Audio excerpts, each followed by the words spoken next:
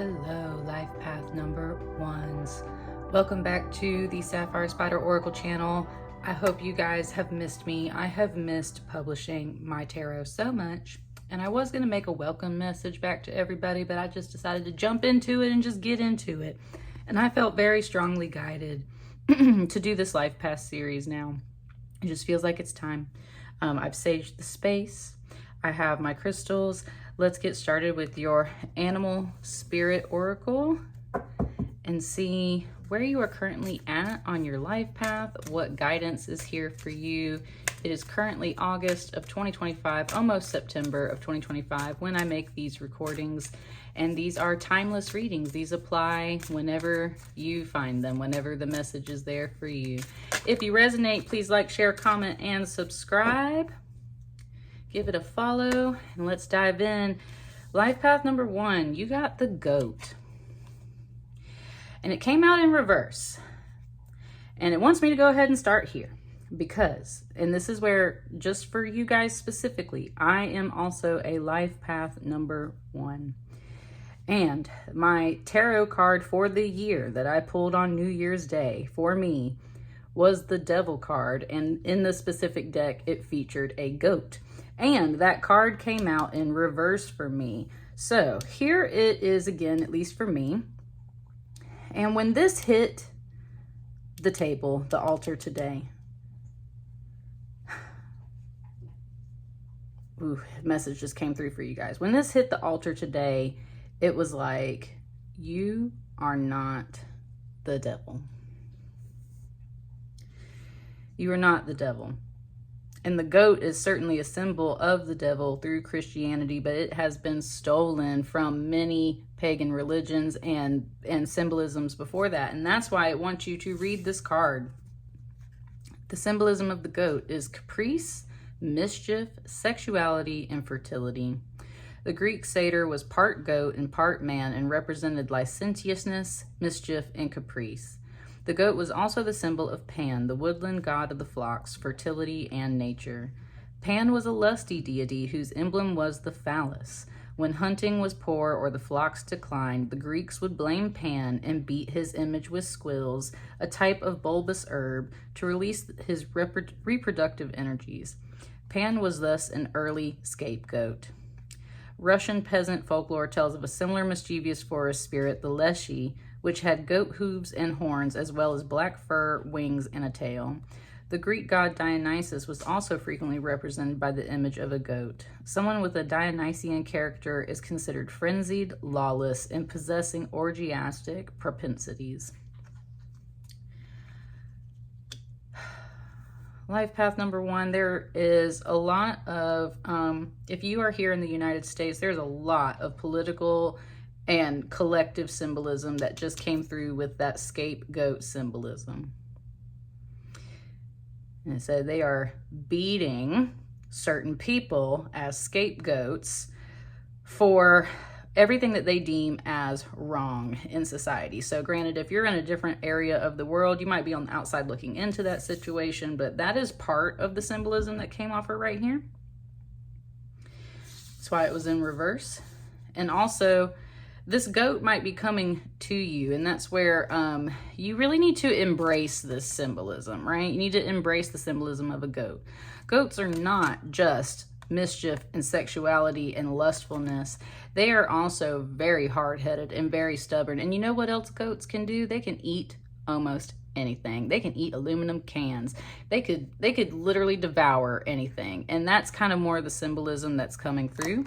The other thing that spoke to me a minute ago is it was just saying, I literally saw this yesterday, and it was from some post, and it was just talking about the divine feminine principles. And it was saying how, as a feminine, like, you are the altar, not the sacrifice. And when I said that word altar earlier, it immediately brought that up. You are the altar, not the sacrifice. You are the goat, honey, but you're not the scapegoat. And there's a very big distinction between those things. So we're going to put that right over there. Move this deck out of the way. And let's open up this message a little bit further for you guys and see what's going on. I brought in my Tarot Nefertari, which is an Egyptian-based deck, which is why we've got this beautiful malachite pyramid right here. And we're starting out with the Ace of Swords.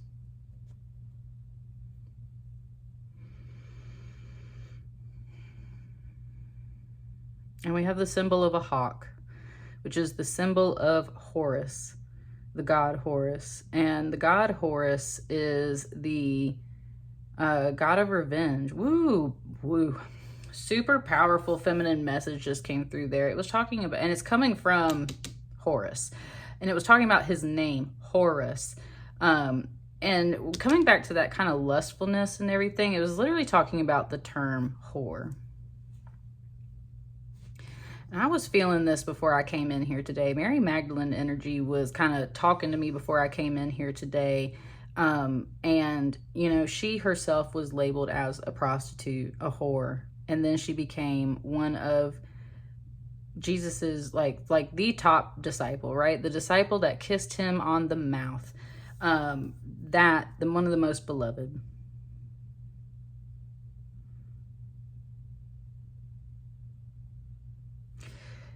Whew, said, speak that truth. There are whores in all of us, is what this just said. That is the Ace of Swords. That is the truth. There is evil in all of us. There are whores in all of us. And what it's asking you in that case is, what are you selling yourself for? Right? What are you selling yourself for? Because that's what sex work really is, right? It's an exchange of energy. Money is just a type of energy, and a woman exchanges her personal energy for that money. I am in no way like super advocating for sex work, nor am I against it, because it is literally the oldest profession in the world. And coming back to that Mary Magdalene energy, though, it's like all can be forgiven, is what this Ace of Swords is really saying. It's like all can be forgiven.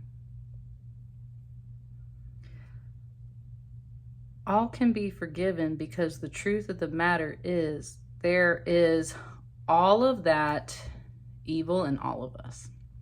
There's all that potential in all of us. And that's why this truth is represented as a sword, because it's hard, right? It's hard to face yourself and both acknowledge and accept and work through and improve and sorry, it's looking for the word. Integrate. Integrate your shadow. To integrate your shadow.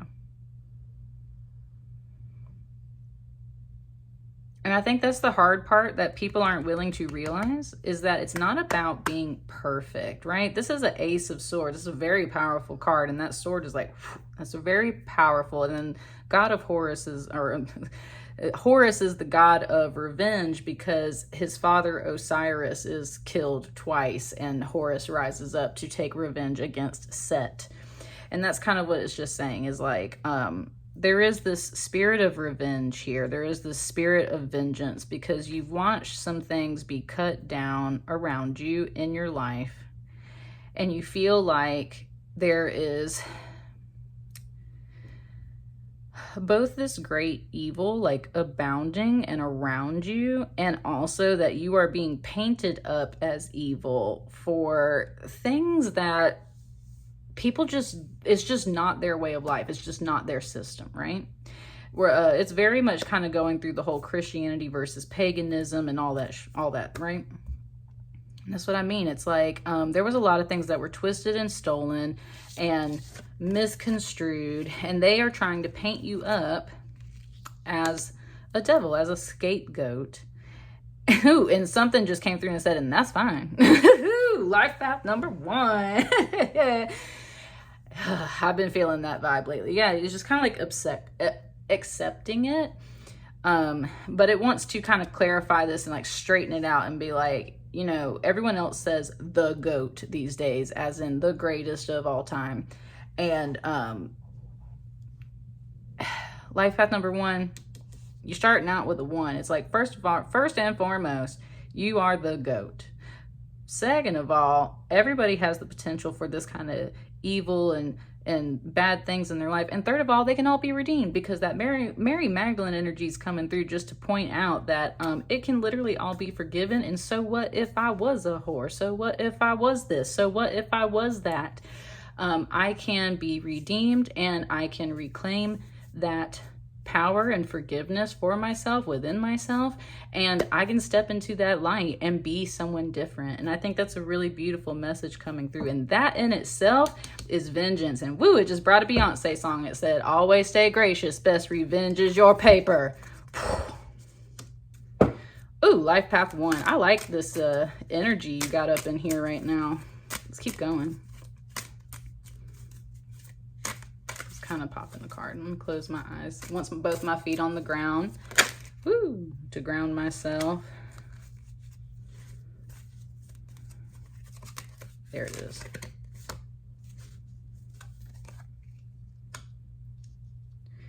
Knight of Pentacles.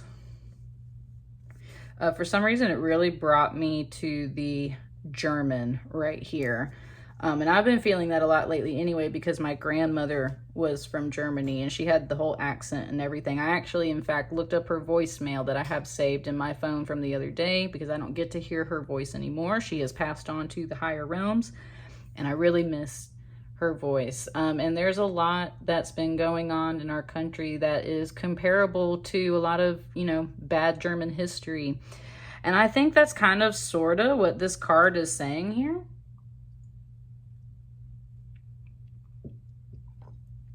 Notice that the energy is moving this way, to the left, to the left, to the left, to the left. It just kind of picked up a bit of a cadence, right? To the left, to the left. This Knight of Pentacles, first and foremost,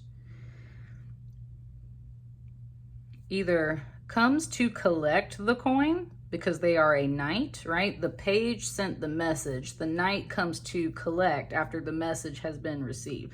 So the knight is either coming to collect that coin, or he's bringing it, right? He's bringing it.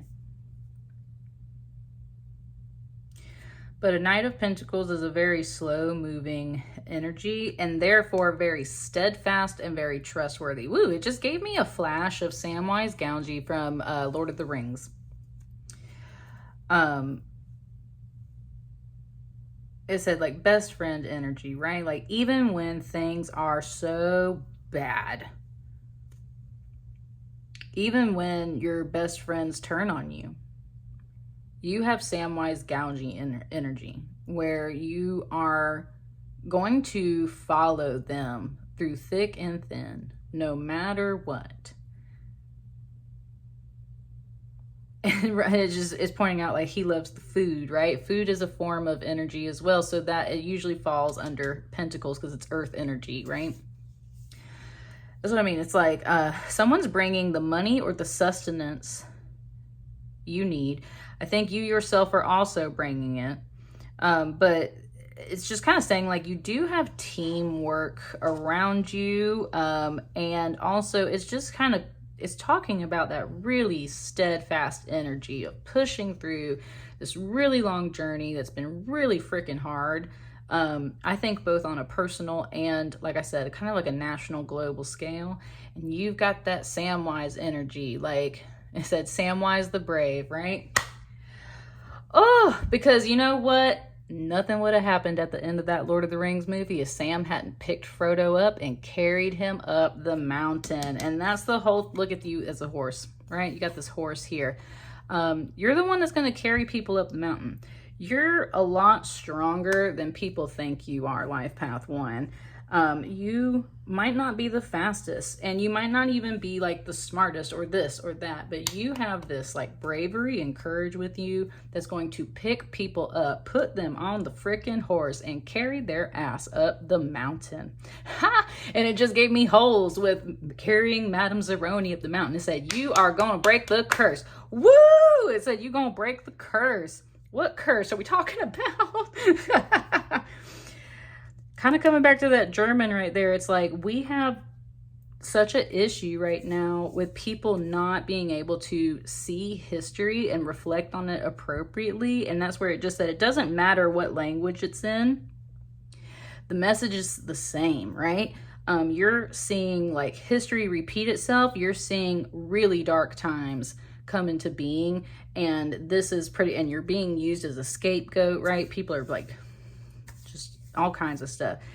And this is just like, no, I'm going to break this curse. This curse ends with me. I am, and that's where it's like, it's moving forward this way, in particular to the left as of right now, based on these cards.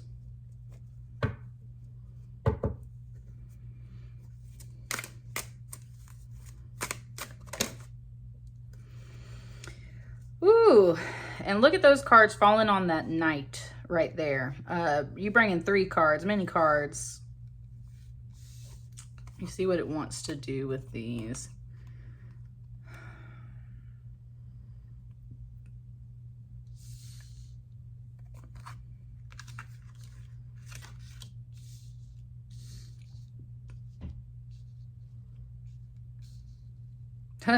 Oh, something just said, what do you bring in this? What do you bring to the table? First of all, right? Life path number 1.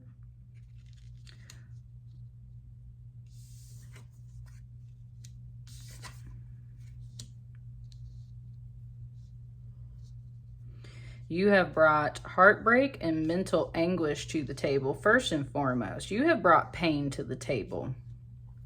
You have brought pain to the table. And you see how it's hitting right in between these eyes of protection and how it's hitting like the back of her head. That back of the head, that brain stem, that whole cerebral cortex area right there, it's actually it actually relates very much to this symbolism that we kind of see right here. It's about Hermes, which is therefore Thoth in Egyptian, and the keeper of secrets, the keeper of wisdom, like the emerald tablets. This isn't emerald, but it definitely, you got some like Hermes Thoth energy. You got the hermetic teachings up in here. That brainstem area energetically stores trauma in the back of your head. It's an area when I do Reiki on people, I always touch the back of the head right there at the base of the neck, because that is where trauma energy is stored. And that's what she's bringing. And the little voice just said, why? Like, why are you bringing that up? And it said, because it's important, right? Because it's kind of like, this is the one sword you've managed to pull out of your head and out of your heart. Because 3 of Swords is usually showing more about like the heart space. But this is also just showing how much that connects to the mind. The emotional and physical and spiritual body are all connected. This is what you've managed to pull out of you, out of those emotional and physical and spiritual bodies. This is your truth. This is your, it's a vengeance. Like, you have a spirit of vengeance right now, but it is coming through as this god of Horus, which is, it just wants to let you know, like, vengeance is God's. If you look at it through Christianity, and if you kind of switch systems, like, there is literally a God dedicated to vengeance. And Horus energy is some really positive energy. So it's a very sun, right? Sun God energy. So, like, these are your truths. It's okay to feel this way. This is why you're bringing this to the table. It said, because you have been hurt repeatedly, and it's an attack on your conscience. It's an attack on your heart. Like, the things that are kind of going on, it's an attack on you. It said it is personal. Okay, so it is personal, because we were talking about a lot of national and global things. Like, no, this is personal. It's saying you're bringing your personal stories, your personal pain, your personal traumas to the table. Why? Because they are stories that deserve to be heard. Literally just today, yet again, I was reminded of how here in the US, they're going to start attacking museums. They're going to start going through museums and like getting rid of art and exhibitions that they don't feel properly reflect American history. So in other words, they want to like really tone down the talk about slavery and all the horrors of our past. And that's what I mean. Like, no, those stories are important. Why? So that they're not repeated, so that you're not going through those things again. This is why it's so important for people to talk about their traumas and their things. It's not to drown everybody in it, right? Notice that this night is just still on trucking. It's not to drown everybody in it. It's to like bring awareness to these things. And there are people that see it, kind of like outside energies that see it. Some of them want you to feel this and some of them don't. And that's the problem, is like, notice there's just really not anyone else in this card. Every single one of these, the figure is almost completely alone.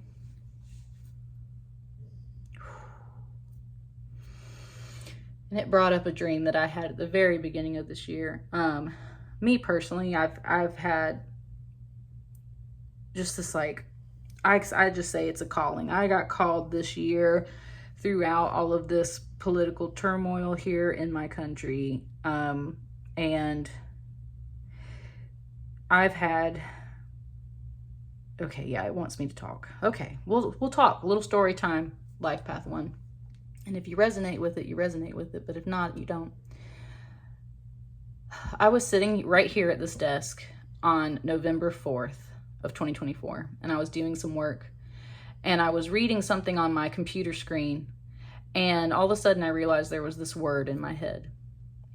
And it was a scream. It was like voices screaming this in my head. And it just kept repeating the same word over and over again. And I, like, the moment my brain realized that my brain was screaming this word, I was like, wait, what the is going on? And I like looked back at my screen to see what I was reading, to see if this word had any kind of thread, any kind of context in what I was reading on the screen. And it did not. And that's when I looked up at the calendar and the clock. And it was November 4 at 4:44 p.m. And the word that was being screamed in my head over and over again was the word rape. And then the next day, the election results came in. And I feel like I heard the entire country scream rape at that point. And that's how I have felt since November 4th. Then on January 19th, or January 20th, it was one of those 2 days, right before the inauguration, I woke up from a dream that absolutely shook me. And I dreamed of this very sacred, holy place here where I live in Georgia. And it is literally a sacred site to indigenous people. And it's one of the biggest earth energies on the globe. It's the largest single piece of granite. It's a mountain here on the globe. And so it's as an earth sign, like this very sacred to me. And I was there and I dreamed of this zombie army. I call it the zombie horde, the undead horde. And there's that horror part, right? There's something here with that horrors, horde. There's a lot of that here. I had this dream. Undead zombie army dressed up like a Roman legion with the biggest battering ram you have ever seen. And I watched this army take off and crawl all over the land. And I was the only living person in this dream. And all I could do was hide. And I was completely alone by the end of this dream. And then the next day at the inauguration, they threw a Nazi salute. Coming back to that German, threw a Nazi salute. And then everyone exploded and said, oh, it's a Roman salute. I shit you not, you guys. Like, I dreamed and I have felt America screaming over this. And so it is infuriating to see people that I know and love, people who I know are intelligent, like just willfully ignore all of this and pretend like we have not lived through all of this history, like we have not seen these patterns before.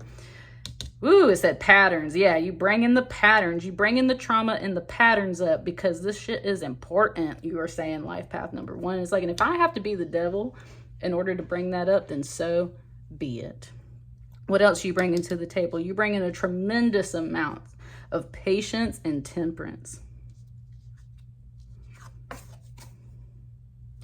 Temperance is about everything in moderation. And I said, you sure are trying. Coming back to that Samwise energy, like you are being very frugal. Remember, they're on a long journey, and they're on a long journey, and they have to like ration things, right? And so like all they got is that llamas bread. All she's got are these 2 jars right here. And this is your major arcana energy. So this is the main energy that you're bringing to the table. Sorry if you can hear my dog over here. This is the main energy you're bringing to the table, is temperance. I'm wearing a red bodysuit right now. Sorry, red is like really calling to me lately. I don't know if you can see it. I'm wearing this like red bodysuit right now.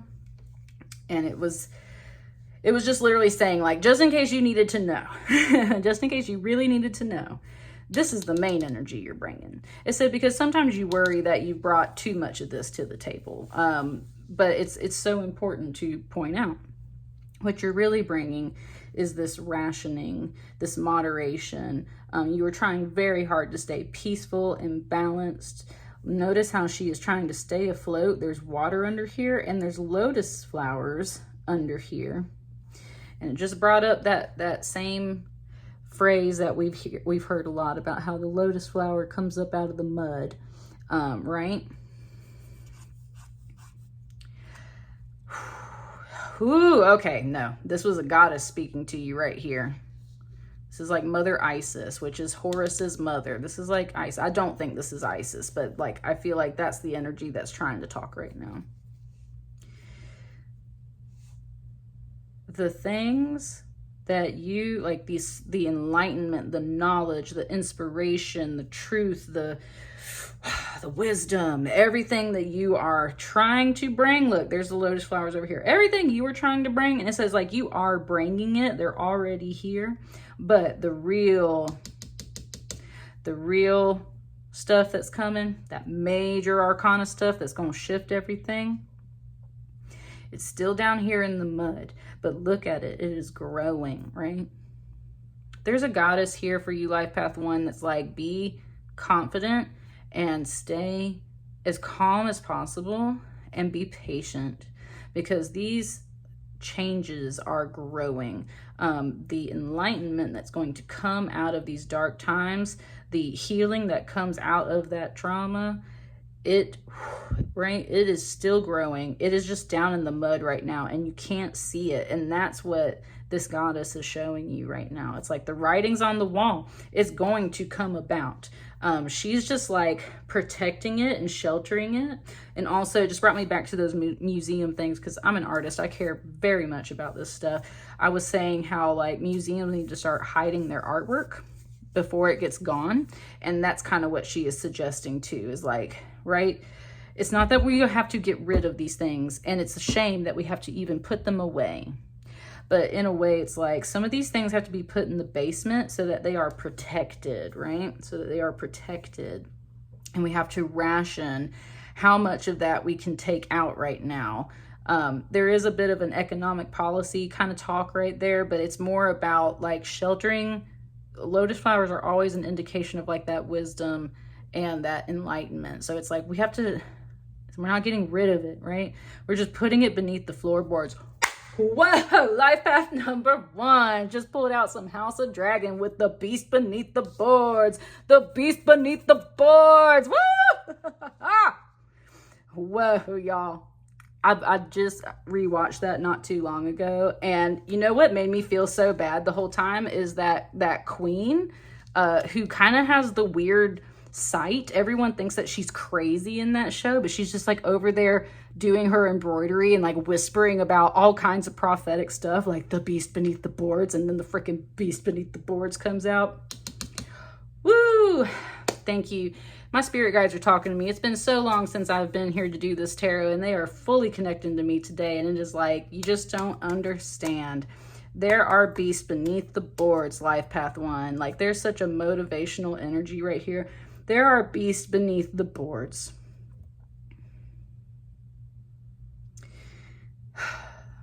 Some of them you're trying to get away from, because yes, there are beasts beneath the boards.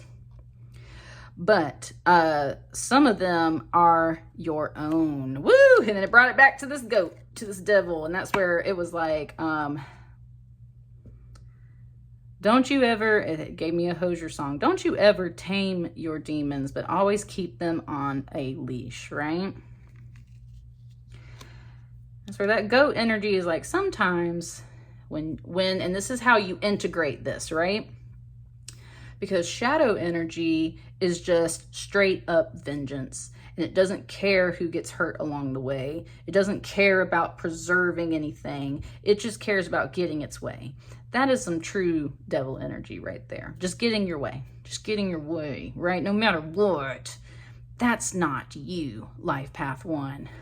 You are trying to like save some things. And that's where there's this big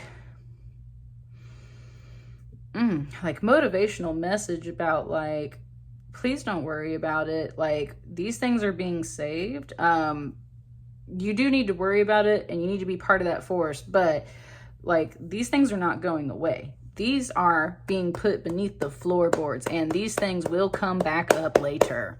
And that is the message. And that's where we've got the Seven of Wands, which is always this very defensive energy.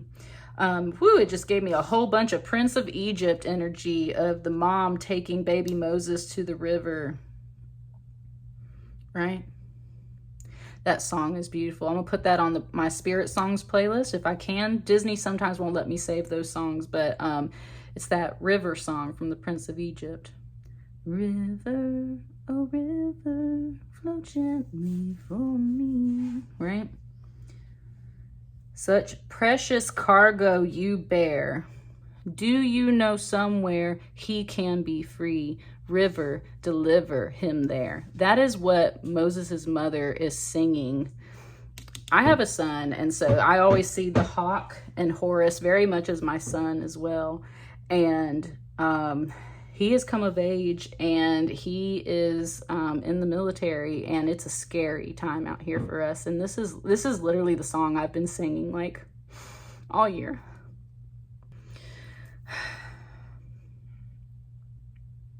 Isis energy involves a lot of emotion and a lot of mother energy. And it takes a lot for a mom to send a child away in hopes that they have a better life and in hopes that they just survive, because otherwise where they're at is currently crazy. It's bringing up like the people in Gaza. It's bringing up everything. There's such a divine feminine energy in here. And it is trying to define things for you. That's why there's a lot of references here. And sorry, something just channeled through. It said there's just no getting around it. There is a great evil right now. And just to be clear, that divine feminine energy is severely under attack. And you are being used as a scapegoat, and everything is being twisted. And somehow through it all, what you are really bringing, Life Path 1, is some Samwise Gamgee energy. You're bringing a story and a tale. You are trying to keep things relevant. You are trying to keep things on the forefront so that everyone can do what they need to do. It said vengeance is in the air, but you are on the ground trying to do this. Now, there's a lot of things here looking to the right. That's where we're moving to the left, but everything's kind of looking to the right. And that's where I just get this, at the end of the day, I kind of get this energy that's like, if you need to flee, flee. If you need to fight, fight. If you need to reflect, reflect. If you need to integrate your shadow, do that. It's not wrong to turn around and look in the other direction. In fact, that's usually very smart, right? It's not wrong to turn around and look behind you to try and figure things out. And sometimes you might have to turn around and go the completely opposite direction just to save yourself. and save the things that you love most. And that's where sometimes you do have to bend to the current power and control. And I think that's honestly some of the advice here. And it's not a weakness, it's preservation. It's preservation. And it's just kind of like, it just showed me how all this energy is moving this way. And it's like, and it's all going to come back around, right? This goat came out upside down. You can turn that back around. And so I think that's really the message. I want like one more card over here. Sorry, I knocked something over. I want like one more card over here. What's the final note?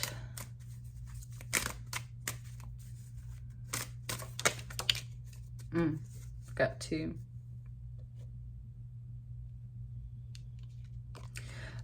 With this Knave of Wands falling right here on top of this Knight of Pentacles, you do have a friend that's crossing your path. You've got a friend that's crossing your path. They're paying attention to you. They're taking notes from you. They're learning from you. You are like recruiting people. You are recruiting people to your cause. Yes, absolutely. And with this Three of Pentacles here, and especially that feminine energy, it said you're here to shake things up, baby. And this Three of Pentacles usually indicates teamwork. There's usually 3 people involved in a Three of Pentacles, and it is teamwork, because in a traditional deck, they are building a monastery, they are building a church, they are building a sanctuary, and Jesus. I literally said that yesterday. I was out there with my Rose of Jericho plant, and I was kind of playing with the water and some flowers, and it made me think of like Hunchback of Notre Dame when he's holding Esmeralda up in that movie, and he's just like screaming sanctuary, because that's what you used to be able to do in a church. God, I swear. This reading, that's what you used to be able to do in a church, is claim sanctuary, and nobody could bother you. And that's where like you have to wake up the people, you have to get the team together, and that's what you're trying to do, is like get all these people on board. There are people that are paying attention. You're recruiting a team, you're like building your resources. That Knight of Pentacles, like bringing 3 more pentacles, right? Ooh, it just went back to that Mary Magdalene energy, and how, you know, Jesus had to assemble all of his apostles. And you know what? All of his apostles were not perfect people. In fact, most of them were redeemed from a very sinful previous life. And so this is just a reminder to you. Life path number 1, I don't know what exactly is going on. You feel the need for redemption. You can be redeemed. There's a fierce feminine energy in here. There's a fierce energy of embracing what those people and what the world is saying about you, and like flipping it on its head and turning it about. And it might take time. It might take a bit of time with this Temperance card, but those beasts are beneath the boards, baby. People are paying attention. You are winning some people over. You are doing the groundwork that needs to be done. It said doing God's work. And it said, and remember that even God made the devil. And the Bible even says that God uses evil for his own means. And that is the only other thing that I can sit out here and pray about. I mean, I pray to source in general, but whoever you recognize, since we've been going through all kinds of systems here, whoever you recognize as your source, that is definitely part of this message, is like, no, we don't know what's happening. We don't know what's going on. But there is an energy of like divine vengeance that does exist for a good reason. It's up in the air. You're the ground team, life path number 1. I said, and this is your job, to maintain that peace and that patience and wait for these things to bust up out of the floor. And it said, and hopefully they actually take care of business instead of just doing like that damn show did, right? That's what I got for you, life path number 1. Please let me know how it resonates for you guys. Like, share, comment, and subscribe, please. And I will see you guys on the next match. Thank you.